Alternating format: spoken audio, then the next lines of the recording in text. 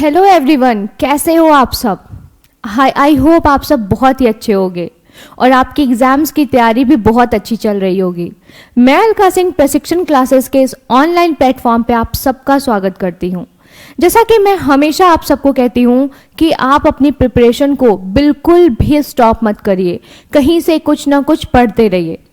देखिए, आज अगर मैं बात करूं इस वीडियो में, तो इस वीडियो में मैं आपके लिए डिजीज लेके आई हूं और आपको भी पता है कि हर एग्जाम्स में डिजीज से एक दो क्वेश्चन जरूर पूछे जाते हैं। अगर बात की जाए कि इस वीडियो में और ऐसा क्या है जो अलग है, तो इस वीडियो में आपको वो देखने को मिलेगा जो कि शायद ही किसी वीडियो में मिले। मीन्स कि इसमें आपको इम्यूनिटी सिस्टम के बारे में भी पता चलेगा कि अगर कोई पैथोजन आपकी बॉडी पे अटैक करता है तो आपकी बॉडी कैसे तैयार रहती है उस पैथोजन से लड़ने के लिए, और साथ ही कौन सा डिजीज किसकी वजह से होता है, सब कुछ आपको एक सिंगल वीडियो में देखने को मिलेगा। मीन्स कि अगर वायरल डिजीज, कभी कभी एग्जाम में आप भी देखते होंगे कि पूछा जाता है कि ये वायरल डिजीज कौन सा है, बैक्टीरियल कौन सा है या फंगल डिजीज कौन सा है, तो ये सब कुछ आपको एक सिंगल वीडियो में मिल जाएगा। मीन्स कि आपको इधर उधर भटकने की जरूरत नहीं पड़ेगी। तो चलिए टाइम वेस्ट नहीं करते हैं, देखते हैं कि आज हम क्या पढ़ने वाले हैं। अगर सबसे पहले बात करते हैं हम लोग संक्रामक रोग की, इन्फेक्शियस डिजीज की, तो आपको भी पता है कि हमारे आसपास बहुत सारे ऐसे जर्म्स पैथोजन होते हैं जो हमारी बॉडी को इन्फेक्ट कर सकते हैं, लेकिन हमारी बॉडी में प्रॉपर एक सेटअप फीड है जो कि हमें उन पैथोजन से प्रोटेक्ट करता है। वो सारा का सारा सेटअप क्या है, अगर उसकी बात की जाए तो सबसे पहला जो सेटअप होता है वो होता है first line of defence, means कि प्रथम रक्षात्मक पंक्ति। अब इसमें क्या क्या आता है, तो इसमें आता है आपकी त्वचा, आंसू, लार, पसीना, नाक के बाल, बलगम, पेट का अम्ल, ये सब कुछ आता है। और इसका काम क्या होता है, फर्स्ट लाइन ऑफ डिफेंस का काम होता है कि ये शरीर की बाहरी सुरक्षा है जो कि रोग जनकों को शरीर में प्रवेश करने से रोकती है। मीन्स कि आप बॉर्डर लाइन देखते हो ना, बॉर्डर लाइन पे जैसे सिपाही खड़े रहते हैं, कोई भी फॉरेनर कोई आ रहा है या कोई भी फॉरेन पार्टिकल आ रहा है तो वो लोग क्या करते हैं, उसको रोकते हैं कि भाई तुम क्यों आ रहे हो, क्या काम है तुम्हारा।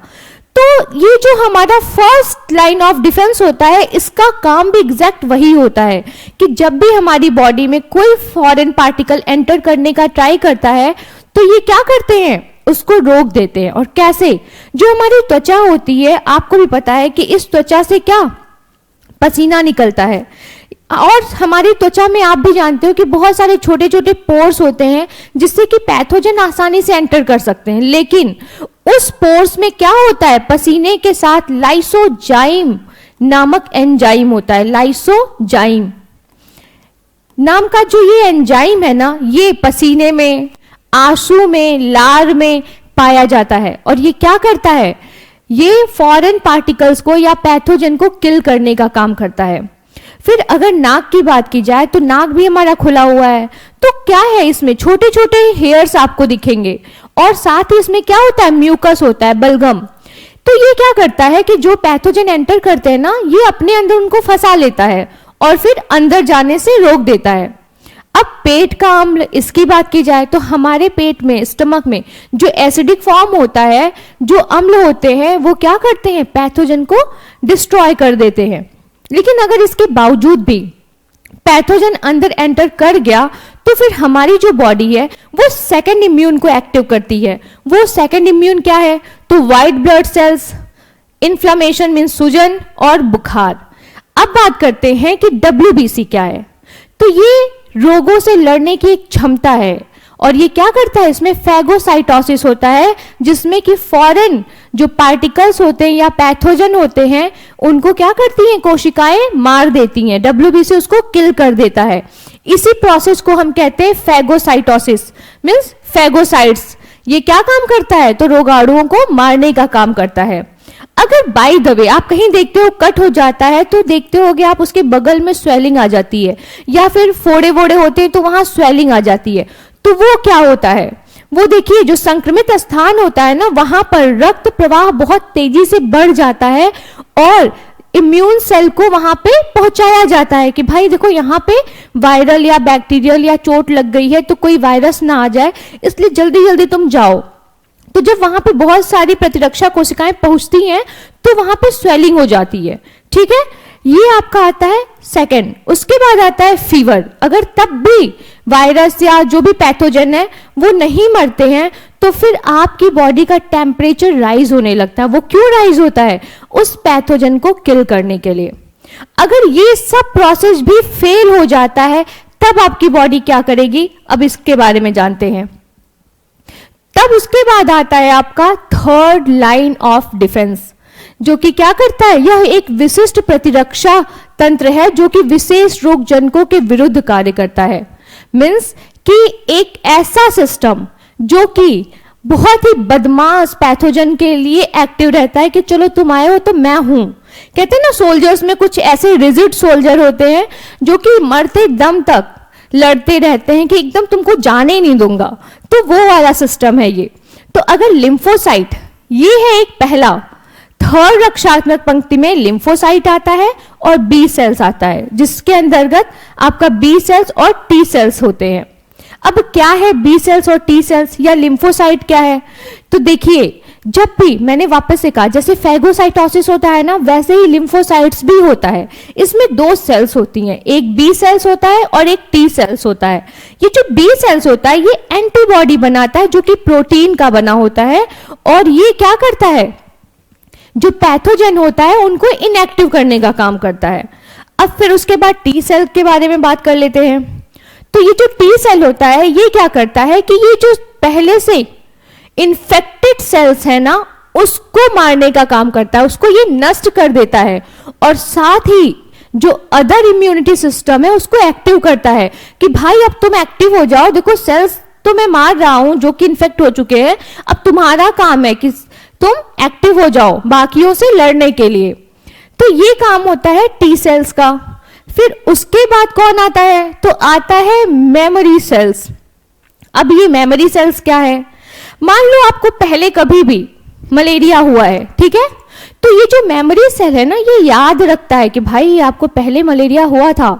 इसका मतलब कि अगर मलेरिया का पैथोजन आपकी बॉडी में एंटर करेगा तो ये क्या करता है, एंटीबॉडी बनाने के लिए आपकी सेल्स को एक्टिव करने लगता है कि अब आप एक्टिव हो, देखो पुराना दुश्मन वापस आ गया है। मीन्स कि ये डिटेक्ट करता है कि क्या ये जो पैथोजन आया है ये पहले कभी आया था या फिर कोई नया पैथोजन है। उस हिसाब से ये ऑर्डर देता है किसको, बी सेल को, टी सेल को, ठीक है। तो इसका मतलब कि इसका काम है याद रखना चीजों को। ये याद रखता है कि कौन आया था और कौन पहली बार आया है, ठीक है। तो ये है आपका थर्ड इम्यून सिस्टम। अब बात करते हैं कि ये तो हो गए आपके बॉडी के सिस्टम। अब प्रकृति की बात की जाए तो कितने प्रकार के प्रतिरक्षा तंत्र होते हैं? तो एक इन्नेट होता है और एक एक्वायर्ड। मीन्स कि जो चीजें आपकी बॉडी में पहले से मौजूद है, मीन्स कि जो इम्यूनिटी सिस्टम आपकी बॉडी में पहले से मौजूद है उसको कहते हैं प्राकृतिक प्रतिरक्षा तंत्र, ठीक है। ये जन्म से मौजूद होता है और ये स्पेशल होता है। अभी मैंने आपको बताया ना, ये जो आगे सब कुछ था, लिम्फोसाइट्स, फैगोसाइटोसिस, या फिर आपके स्किन से जो निकलने वाला पसीना है, आंसू है, सलाइवा है, या फिर पेट का अम्ल है, तो ये सब क्या है, ये जन्म से आपको मिला हुआ है। फिर सेकंड बात करते हैं अर्जित प्रतिरक्षा तंत्र की। मीन्स कि जो आपने यहां पर एक्वायर्ड किया है। जैसे वैक्सीनेशन होता है ना, जब बच्चे पैदा होते हैं तभी से उनको वैक्सीनेट किया जाता है, तो वो क्या है, वो अर्जित प्रतिरक्षा तंत्र है।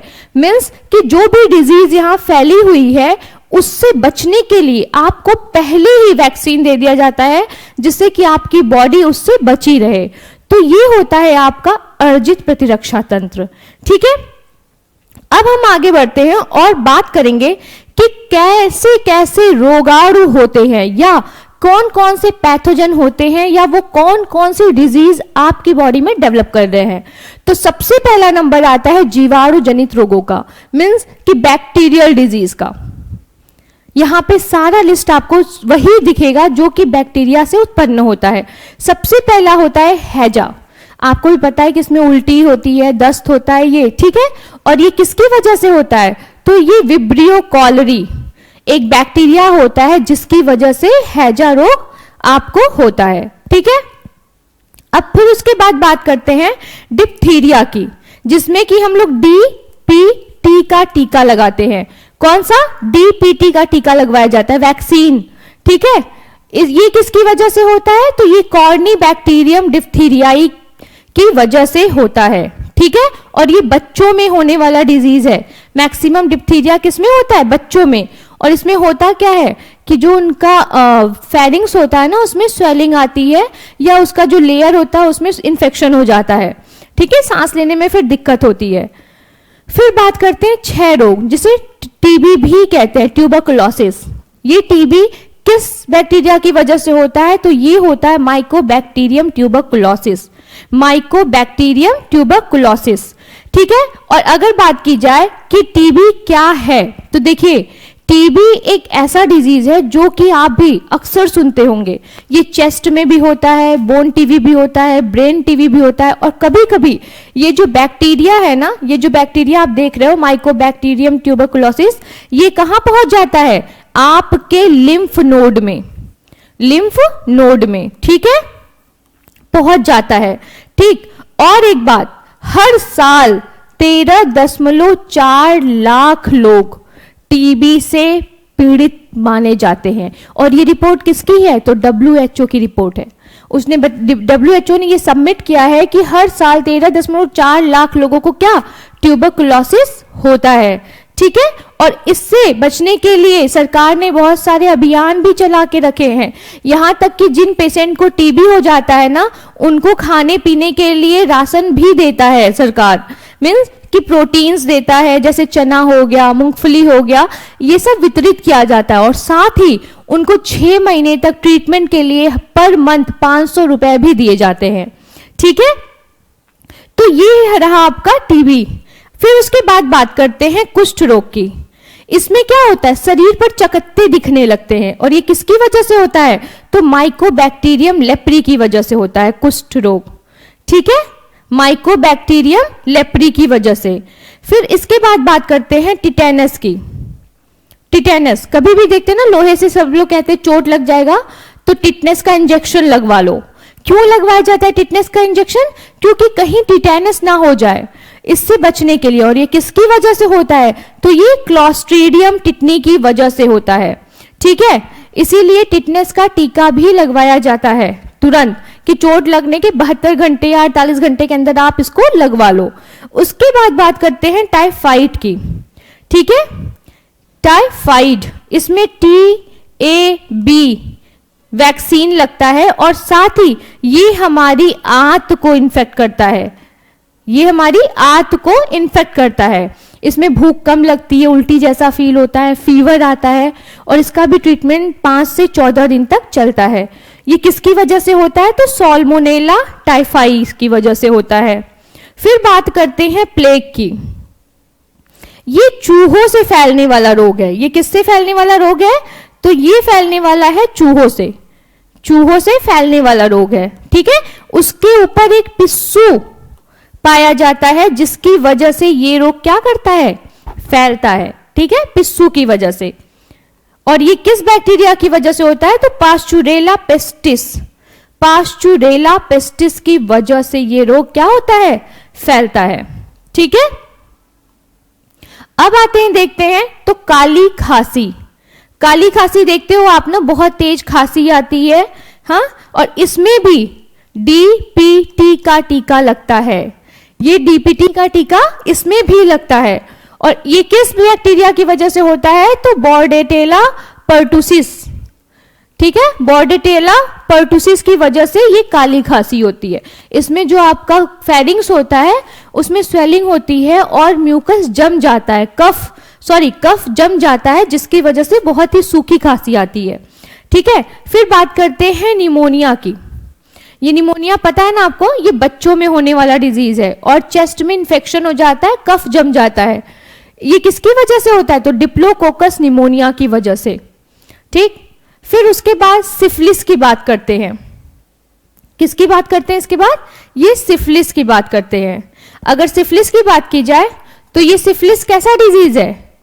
ये ट्रैपोनीमा पैलिडियम बैक्टीरिया से होने वाला डिजीज है।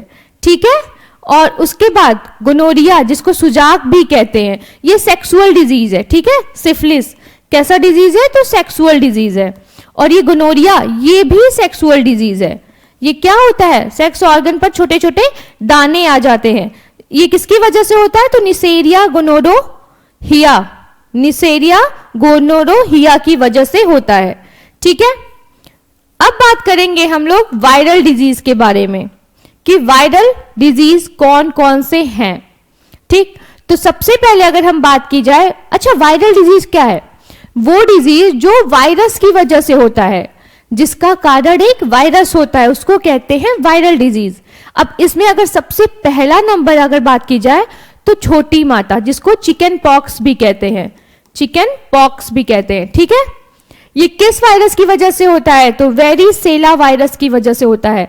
और आपको भी पता है इसमें फीवर हो जाता है, स्किन पे छोटे छोटे दाने हो जाते हैं, तो ये क्या है, छोटी माता या चिकन पॉक्स। उसके बाद बात करते हैं खसरा की, मिजल्स। मिजल्स पता है ना, ये क्या होता है, स्किन पे दिखने वाला होता है, बहुत एलर्जेटिक सा फील होता है, खुजली होती है चीजें। ये किसकी वजह से होता है, तो मॉर्बिली वायरस की वजह से होता है। खसरा किसकी वजह से होता है, तो मॉर्बिली की वजह से होता है। फिर उसके बाद बात करते हैं पोलियो की। पोलियो में क्या होता है, ये मेलाइटिस वायरस की वजह से होता है, मेलाइटी वायरस की वजह से। और आपको भी पता है कि जो पोलियो में जो वायरस होता है वो स्पाइनल कॉर्ड से होते हुए हमारे मसल्स को इन्फेक्ट करता है, जिससे कि मसल्स हमारी ऐंठ जाती हैं, सिकुड़ जाती हैं, ठीक है। तो इससे हमारा जो हाथ पैर होता है वो विकलांग हो जाता है, मतलब डिसेबल हो जाता है। तो ये, और हाँ, पोलियो से के लिए कौन सा, पोलियो का टीका भी लगता है और साथ ही पोलियो की ड्रॉप भी पिलाई जाती है। ये अभियान सरकार ने बहुत तेजी से चलाया था, पोलियो को जड़ से मिटाने के लिए हर महीने बच्चों को, क्या 5 साल तक के बच्चों को 2 बूंद पोलियो की पिलाई जाती थी, ठीक है। उसके ब्रांड एम्बेसडर अमिताभ बच्चन भी थे। आप एड में देखे होंगे कि उन्होंने कई बार पोलियो का एड भी देखा होगा आपने, जिसमें अमिताभ बच्चन पोलियो की बूंद के बारे में बात की है कि आप अपने बच्चों को पिलाओ, ठीक है। फिर इसके बाद हम लोग आते हैं, अच्छा हाँ, इसका जो टीका होता है ना वो साल्क टीका भी कहते हैं। पोलियो का जो टीका होता है वो साल्क उसका नाम है।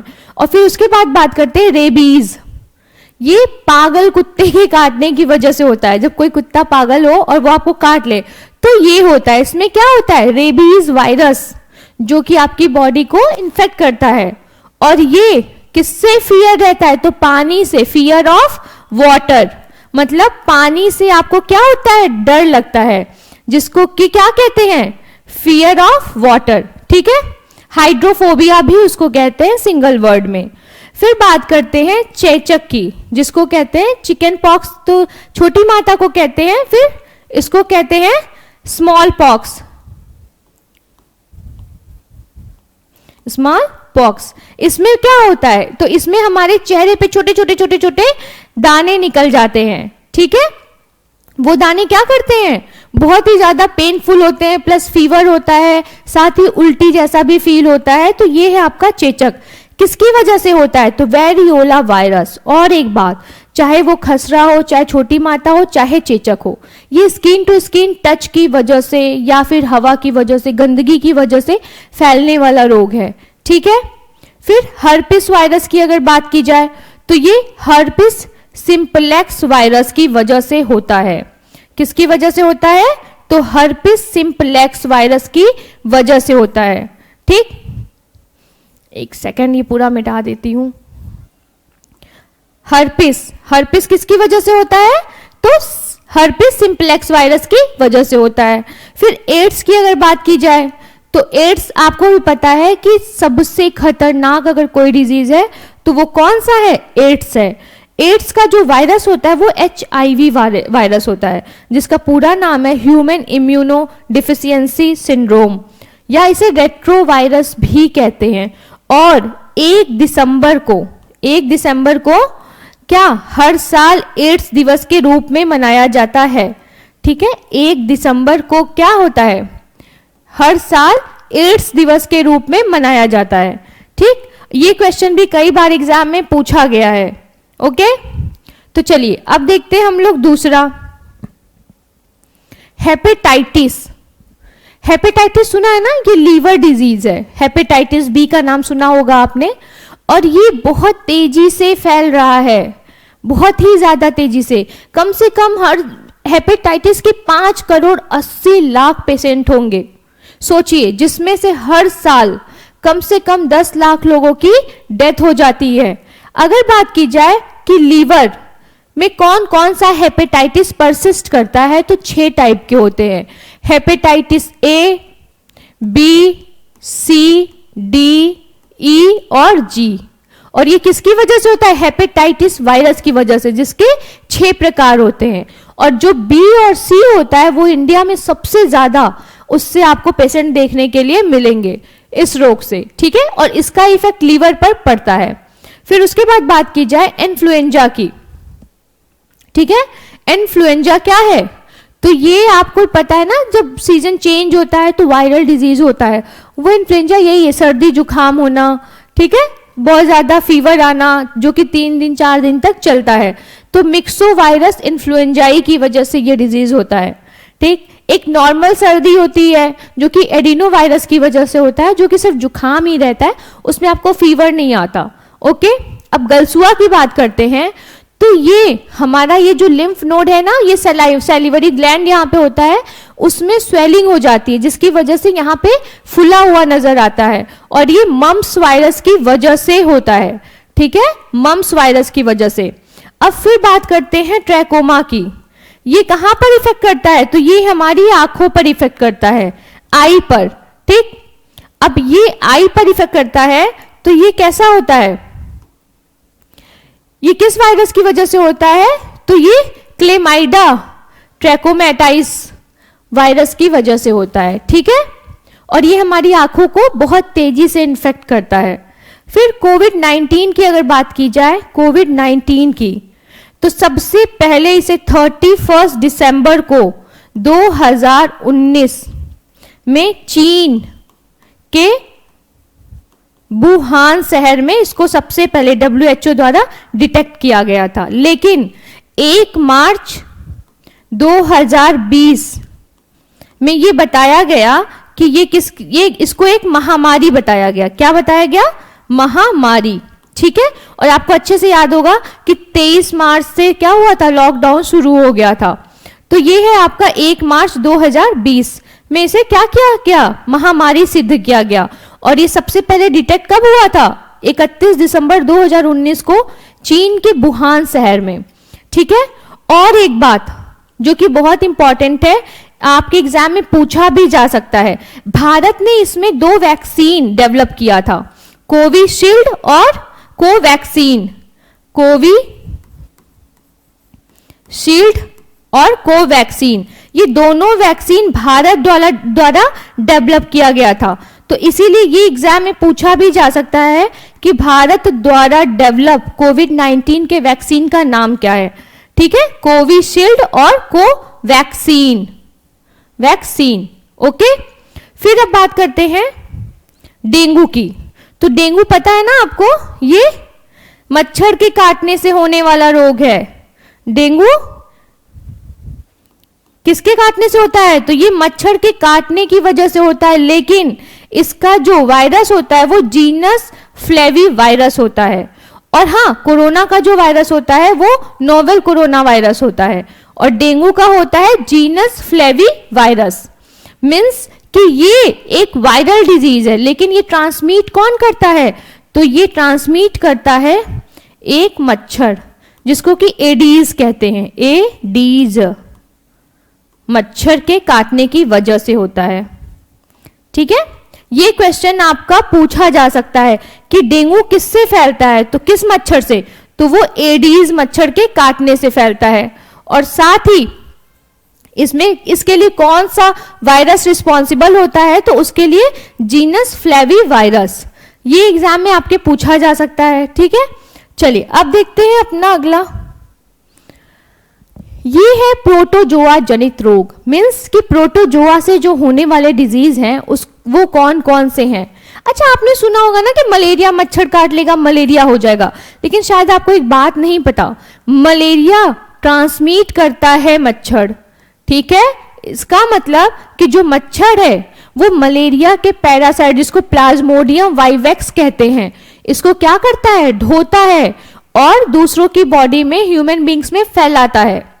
जब भी ये मच्छर किसी मलेरिया पीड़ित इंसान को काटेगा ना, तो वो क्या करता है, प्लाज्मोडियम को वहां से उठाता है, फिर उसके बाद उसको जब दूसरे हेल्दी बॉडी में बाइट करेगा तो ये क्या करता है, उस प्लाज्मोडियम को उसमें इंसर्ट कर देता है। इसका मतलब कि ये जो मलेरिया का पैरासाइट है, इसको 2 होस्ट बॉडी चाहिए होती है अपनी लाइफ साइकिल को कंप्लीट करने के लिए, एक तो मच्छर और दूसरा ह्यूमन बीइंग। ठीक है, फिर सेकेंड डिजीज है अमीबॉयसिस। ये किसकी वजह से होता है, तो एंट अमीबा हिस्टोलेटिका की वजह से। ठीक है, एंट अमीबा की वजह से होने वाला ये डिजीज है। इसमें पेट में दर्द वर्द होता है। ठीक है, फिर बात करते हैं काला जार। ये लिस्मैनिया मीन्स कि बालू मक्खी के काटने से होने वाला डिजीज है काला जार। ठीक है, ये भी हमारे स्टमक को ही इन्फेक्ट करता है। फिर पायरिया, ये हमारे दांतों में, मतलब कभी कभी आपने देखा होगा ना किसी के मुंह से बदबू आती है, तो वो किस वजह से आती है, पायरिया होता है उसके मुंह में, तो उसके मुंह से बदबू आती है। और ये किसकी वजह से होता है, तो एंट अमीबा जिंजोवेलिस की वजह से। इसके लिए कौन सा पैरासाइट आपका है रिस्पॉन्सिबल, तो वो है एंट अमीबा जिंजोवेलिस। ठीक है, फिर सोने की बीमारी, स्लीपिंग सिकनेस जिसको कहते हैं, ये ट्रिपैनोसोमा की वजह से होता है। ये क्या करता है, हमारे ब्रेन को इफेक्ट करता है और हमें नींद बहुत कम आती है, स्लीपिंग सिकनेस भी जिसे कहते हैं। ठीक है, तो ये किसकी वजह से होता है, तो ये होता है आपका ट्रिपैनोसोमा की वजह से। ठीक, चलिए अब देखते हैं, ये तो प्रोटोजोअन डिजीज हो गया। अब देखते हैं फंगल डिजीज। तो फंगल डिजीज में क्या है, एथलीट फूट। ठीक है, जो किसकी वजह से होता है, ट्राइकोफाइटॉन की वजह से होता है एथलीट फूट। फिर उसके बाद आता है आपका खुजली, जो कि स्किन में बहुत सारी खुजली होती है। अच्छा, एथलीट फूट में क्या होता है, पैर में दाद हो जाता है, पैरों में, आपके पैरों में दाद होता है, तो उसको एथलीट फूट कहते हैं। फिर खुजली, स्किन पर एलर्जी और खुजली होता है, ये सब कुछ साफ सफाई ना होने की वजह से होता है, मीन्स की गंदगी की वजह से ये होने वाले डिजीज हैं। और ये इसके लिए कौन रिस्पॉन्सिबल है, तो फंगस। ठीक है, अब दाद, रिंगवॉर्म, छोटे छोटे छोटे आप देखते होंगे ऐसे से दाद जैसी संरचना हो जाती है, जो कि ट्राइकोफाइटन रिस्पॉन्सिबल है। और खुजली के लिए एक्स स्कैबी ये रिस्पॉन्सिबल होता है। ठीक है, इसीलिए कहते हैं कि साफ सफाई बहुत ज्यादा रखना चाहिए। जब आपके बच्चे खेल कूद के आए तो उनको नहलाइए, साफ करिए, वरना ये सब डिजीज ना बहुत ज्यादा परसिस्ट करते हैं। फिर अब आगे बढ़ते हैं, देखते हैं कौन सा, तो हेलमिंथिटिक डिजीज, जिसमें कि फाइलेरियोसिस आ गया, जिसको एलिफेंटियोसिस भी कहते हैं, एलिफेंटियोसिस। फेंटियोसिस, इसमें क्या होता है, पैर में सूजन आ जाती है, पैर पूरा हाथी की तरह फूल जाता है। ये किसकी वजह से होता है, तो वुचेरिया बैंक्रॉफ्टाई की वजह से। फिर टीनियासिस की बात की जाए तो ये होता है टीनिया सोलियम की वजह से। ठीक है, जो कि क्या होता है, कभी कभी हमारे ब्रेन पे भी पहुंच जाता है, कभी कभी पेट में पहुंचता है, तो ये दोनों जगह इन्फेक्ट कर सकता है जहां पर ये पहुंच जाए। फिर एकाइनोकोकसिस की बात की जाए तो ये एकाइनस प्लूरिकॉइडिस की वजह से होता है। ये भी कैसा डिजीज है, तो हेलमिंथिटिक डिजीज है। ठीक है, चलिए अब देखते हैं अगला। ये जो इसके पहले आपने देखा वो किसी न किसी वजह से हुआ था, लेकिन अब ये जो डिजीज आप देख रहे हो ये क्या है, नॉन इन्फेक्शियस डिजीज है। मीन्स कि इसमें किसी भी अदर पैथोजन का इन्फेक्शन नहीं होता है, बट ये डिजीज क्या करती है, आपकी बॉडी में आ जाती है या हो जाती है। इसमें अगर सबसे पहला नंबर देखा जाए तो मधुमेह, डायबिटीज। मुझे लग रहा है कि आज के टाइम में ऐसा माहौल है या आपकी लाइफ साइकिल ऐसी हो गई है कि हर घर में एक डायबिटिक पेशेंट तो मिल ही जाएंगे, एक बीपी पेशेंट तो मिल ही जाएंगे। ठीक है, तो ये कैसा है, ये बहुत ही ज्यादा फैला हुआ डिजीज है और ये होता है बहुत डेंजरस। ठीक है, तो मधुमेह की अगर बात की जाए तो ये पेनक्रियाज से इंसुलिन की जो कमी हो जाती है ना, हमारा पेनक्रियाज जो है उसमें लैंगरहैंस की द्वीपिकाएं होती हैं, वो क्या करती हैं, इंसुलिन का स्रावण करती हैं। वो इंसुलिन हमारे ग्लूकोज लेवल को कम करता है ब्लड से।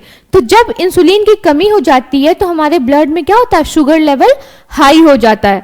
तो ये है मधुमेह। फिर उसके बाद बात करते हैं हाइपरटेंशन की, उच्च रक्तचाप। ये कोलेस्ट्रॉल हमारे नसों में बढ़ने की वजह से होता है, जिसमें रक्त प्रवाह में बहुत ज्यादा प्रेशर फील होता है, तो इससे आपको हाई बीपी रहती है। अगर कैंसर की बात की जाए तो सेल के इरेगुलर तरीके से डिवाइड होने का जो प्रोसेस होता है वो कैंसर होता है। आज के टाइम में बहुत सारे कैंसर के प्रकार आ गए हैं, liver cancer, uterus cancer, bone cancer, haemophilia cancer या रक्त कैंसर जिसको कहते हैं, जिसको ल्यूकेमिया भी कहा जाता है, या फिर माउथ कैंसर, ब्रेस्ट कैंसर। तो ये सब टाइप है। तो जिस ऑर्गन में होता है वहां के जो सेल्स होते हैं ना वो इरेगुलर तरीके से डिवाइड होते जाते हैं, वो रुकते ही नहीं, वो डिवाइड होते जाते हैं, जो कि कैंसर कहलाता है। उसके बाद बात करते हैं थैलेसीमिया की। ये थैलेसीमिया क्या है? तो ये आनुवांशिक रक्त विकार है। ये थैलेसीमिया जो कि बच्चों में बहुत ही कम लोगों में होता है, या फिर अगर भ्रूण में ही पता चल जाए तो डॉक्टर क्या करते हैं, ऐसे बच्चों को हटाने की सलाह देते हैं। ये बचपन में ही हो जाता है, वरना ऐसे बच्चे जीवन भर डायलिसिस पे ही रहेंगे। ठीक है। अब फिर बात करते हैं हीमोफीलिया की। इसमें क्या होता है? खून का थक्का नहीं बनता, और ये भी कैसा रोग है? आनुवांशिक रोग है। अगर आपको चोट लग जा रही है तो खून का थक्का नहीं बनेगा, प्रॉपर ब्लीडिंग होती रहेगी, और कभी कभी पेशेंट की डेथ भी हो जाती है। तो इसको कैसा रोग भी कहते हैं? इसको शाही रोग भी कहते हैं, क्योंकि महारानी विक्टोरिया को ये रोग था, इसलिए इसको शाही रोग भी कहते हैं। कभी कभी ना एग्जाम में ऐसे भी पूछ लिया जाता है कि शाही रोग कौन है। फिर मोटापा, ये क्या है? तो ये आपके एपिडर्मिस लेयर में अत्यधिक वसा के एकत्रित होने की वजह से होने वाला रोग है, जो कि इंडिया में बहुत कॉमन है। लोग कहते हैं ना ज्यादा खाओ मत मोटे हो जाओगे, ऐसा रीजन नहीं होता है। अगर आप जो खा रहे हो, वर्कआउट कर रहे हो, पसीने से वो निकल रहा है तो ठीक है। और मोटापा भी ना दो टाइप का होता है। देखिए, जो हमारे बॉडी में फैट होता है ना वो दो होता है, एक ब्राउन और एक व्हाइट। जो व्हाइट फैट होता है वो रिस्पॉन्सिबल होता है किसके लिए? मोटापा के लिए। और ब्राउन फैट होता है हेल्दी फैट, जिसको कहते हैं उससे कोई दिक्कत नहीं होते। जो आप देखते हो ना बॉडी बिल्डर, वो ब्राउन फैट को क्या करते हैं? एडजस्ट करते हैं, जिससे उनकी बॉडी प्रॉपर शेप में दिखाई देती है। फिर बात करते हैं हृदय रोग की, हार्ट डिजीज। ये कैसा है? तो ये आपके उच्च कोलेस्ट्रॉल या आपका लाइफ स्टाइल अगर डिफर कर रहा है तो इससे आपके हार्ट पे प्रॉब्लम होता है, और इससे बहुत सारे आप तो अब देखे होंगे कोरोना के बाद से हार्ट अटैक के केसेस कितनी ज्यादा तेजी से बढ़ रहे हैं। ठीक है, चलिए अब देखते हैं अगला क्या है। एल्जाइमर। एल्जाइमर की बात की जाए तो इसमें याददाश्त की समस्या या मस्तिष्क विकार, मीन्स कि आपको भूलने की आदत, आप भूलने लगते हो चीजों को, तो उसको कहते हैं एल्जाइमर। फिर एस्थमा की बात की जाए तो आपके जो ट्रैकियल या फेरेंजियल लेयर होता है वहां पे इन्फेक्शन, वायुमार्ग में सूजन और इन्फेक्शन हो जाता है, जिसकी वजह से आप बहुत जल्दी थक जाते हो और सांस लेने में क्या होता है? दिक्कत होती है, आप बहुत तेजी तेजी से सांस को लेते हो। ठीक है। फिर गठिया, आर्थराइटिस की बात की जाए तो ये क्या होता है? यूरिक एसिड, जहां पर भी ज्वाइंट रहता है ना वहां पे यूरिक एसिड का जमाव हो जाता है, जिसकी वजह से आपके जोड़ों में सूजन और दर्द होता है।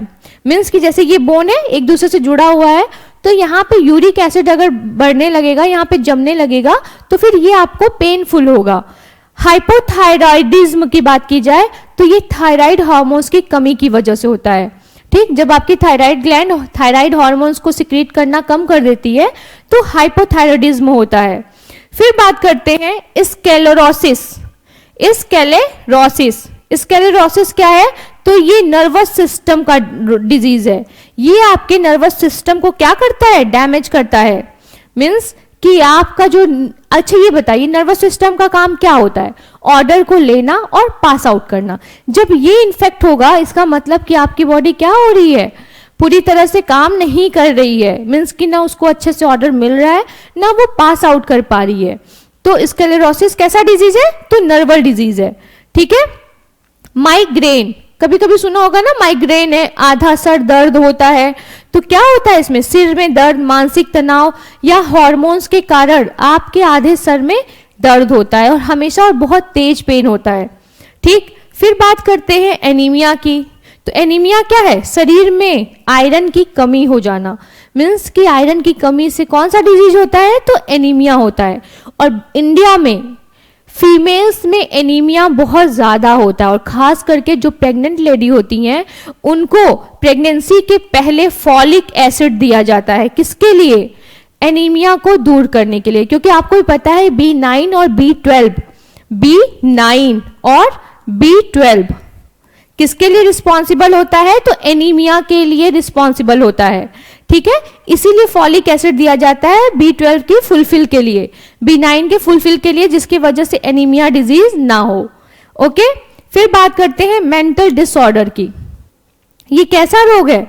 तो ये आपका बहुत ज्यादा स्ट्रेस लेने की वजह से, बाइपोलर, या मतलब आप बहुत ज़्यादा स्ट्रेस में हो, कुछ चीज़ें आपको बॉदर कर रही हैं तो फिर आप मेंटली डिस्टर्ब होने लगते हो, तो ये ऐसा रोग है, ठीक है। ये मानसिक रोग तो ऐसा है जिसे कि आप देख के सामने वाले को समझ भी नहीं सकते हो, बट वो क्या होता है, अकेले में स्ट्रेस में रहने लगता है।